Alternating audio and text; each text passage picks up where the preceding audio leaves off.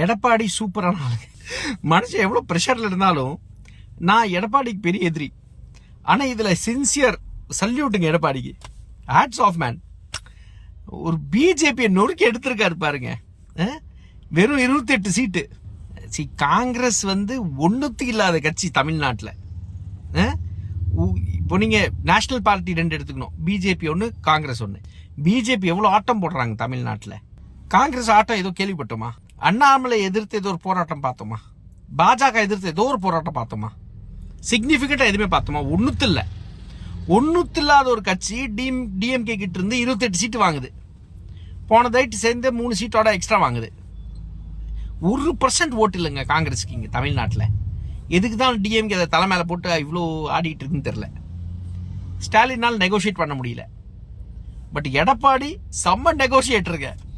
போட்டு டேய் வெறும் 28 சீட்டு கம்முன்னு அடங்கி படுறான்ட்டாரு. அண்ணாமலை என்னென்ன ஆட்டம். ஃபர்ஸ்ட் அண்ணாமலையா வாழை சுருக்கி வச்சதுல பெரிய பங்கு இருக்கு மனுஷனுக்கு.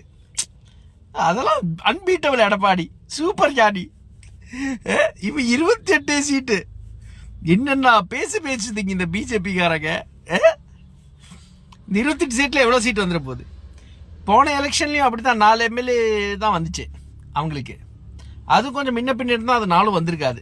இந்த வானதி நம்ம கமல்ஹாசன் நடுவில் போய் கோயம்புத்தூரில் போட்டி போடாமல் இருந்திருந்தாருன்னா வானதி கண்டிப்பாக தோற்றுருக்கோம். பட் எடப்பாடி செம்ம ஹாப்பியா உடனே வச்சு தம்ஸ்அப் பண்ற மேன். நீ எனக்கு பிஜேபி யார் தம்ஸ்அப் பண்ணாலும் எனக்கு பிடிக்க ஆரம்பிச்சிடும்.